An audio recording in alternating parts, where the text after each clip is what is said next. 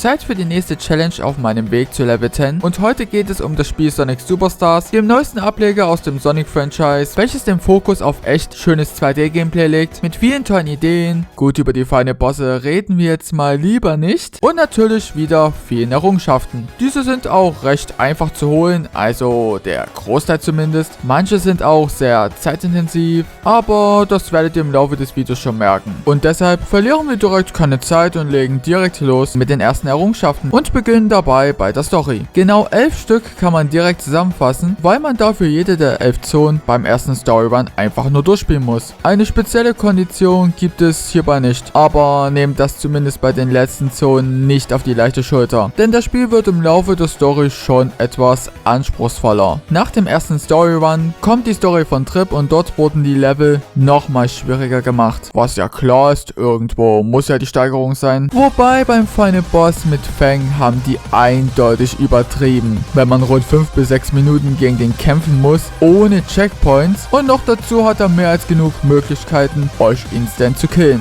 Habt ihr die Story dann abgeschlossen, bekommt ihr eine weitere Errungenschaft. Wenn ihr dann alle Chaos Emeralds auch gesammelt habt, könnt ihr danach den True Final Boss, den lilanen Drachen, bekämpfen und wenn ihr dies auch geschafft habt, bekommt ihr die letzte Story-Errungenschaft, die, und da kann ich jetzt nur für die Xbox-Version sprechen, zu Recht 80 Gamerscore-Punkte einbringt. Denn Real Talk, man quält sich schon mit dem Final Boss von Trip mehr als genug. Und der True Final Boss ist im Vergleich zu dem von Sonic Mania, weil dort die Ringe auch einfach reinschweben und man achten muss, dass der Ring-Counter auf einer gewissen Höhe ist, nochmal deutlich härter. Ihr könnt mir ja gerne mal in die Kommentare schreiben, wie viel Spaß ihr mit den Bossen hattet. Apropos Emeralds, im Gegensatz zu den anderen Spielen bekommt ihr für jeden Emerald eine zusätzliche Fähigkeit, die ihr einmal einsetzen könnt und dann diese über einen Checkpoint wieder aufladen müsst. Und für jede Fähigkeit gibt es eine Errungenschaft.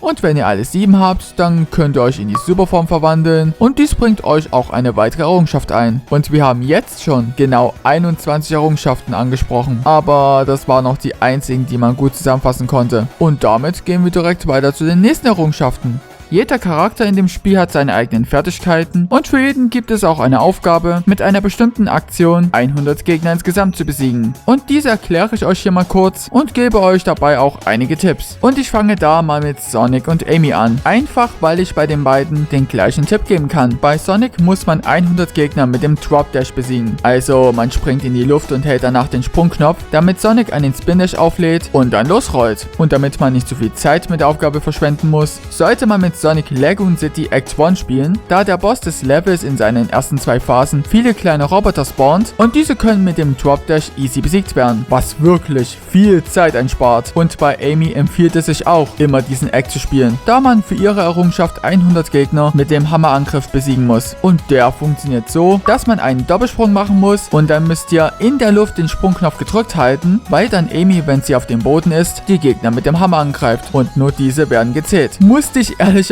auch erst herausfinden. Bei den anderen kann ich jetzt so keine spezifischen Tipps geben. Bei Tails müsst ihr im Flug die Gegner mit den Schwänzen treffen, bei Knuckles muss man die Gegner während des Gleitflugs treffen und bei Trip müsst ihr die Gegner besiegen, nachdem ihr den Doppelsprung ausgelöst habt. Denn mit einem einfachen Sprung werden diese nicht gezählt. Und damit hättet ihr 5 weitere Errungenschaften freigeschaltet.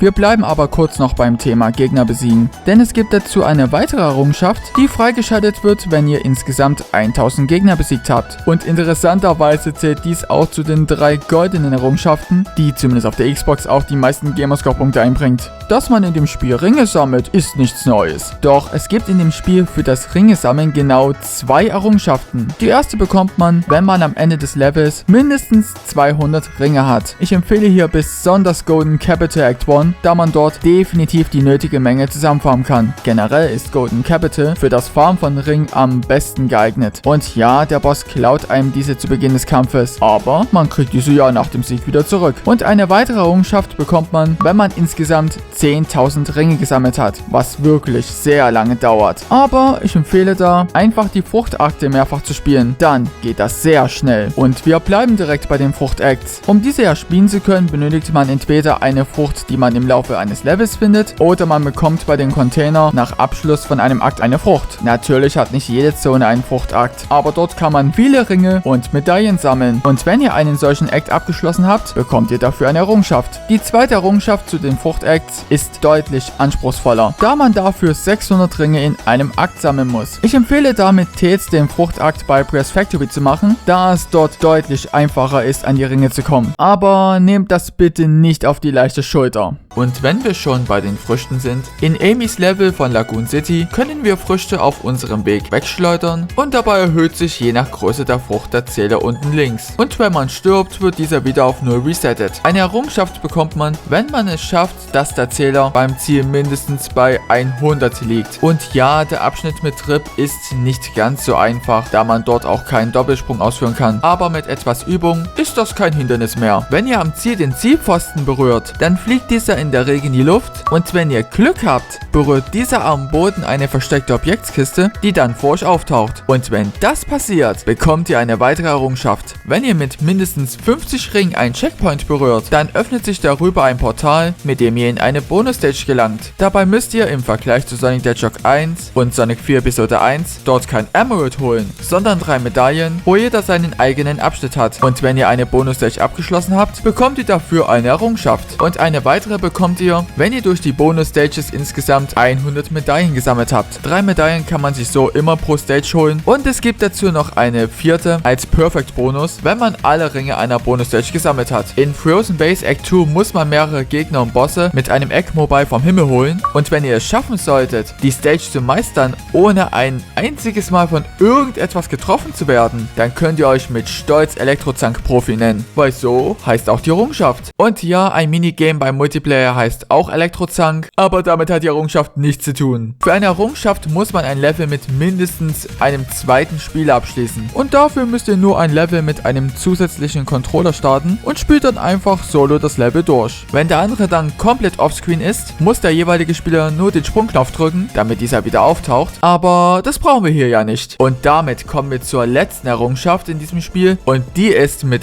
Abstand die nervigste und schwierigste von allen. Ihr habt sie bestimmt schon gesehen, die Gegner, die komplett aus Gold sind. Ja, diese müsst ihr in wirklich jedem Level besiegen und dann das Ziel erreichen, ohne dabei zu sterben. Denn ansonsten müsst ihr zurück, um den Gegner erneut zu besiegen oder Gottes Level komplett neu starten. Gerade Egg Fortress Act 2 hat mit dabei alle Nerven geraubt, weil am Ende hat euch ja noch der feine Boss erwartet und da der goldene Gegner irgendwo in der Mitte ist, ja, ich denke, ihr wisst, worauf ich hinaus will. In der Videobeschreibung habe ich für euch einen Guide verlinkt, wo ihr nachschauen könnt, wo sich die ganzen goldenen Gegner befinden. Aber plant euch dafür sehr viele Stunden Spielzeit ein, weil das wirklich nicht ohne ist und zu Recht eine goldene Errungenschaft ist. Und das waren sämtliche Errungenschaften des Spiels. Die meisten sind einfach zu holen und manche sind absolute Zeitfresser. Gerade die letzte. Doch ich möchte jetzt mal von euch wissen, ob ihr bereits alle Errungenschaften des Spiels habt und wie ihr über diese denkt. Schreibt es gerne mal in die Kommentare.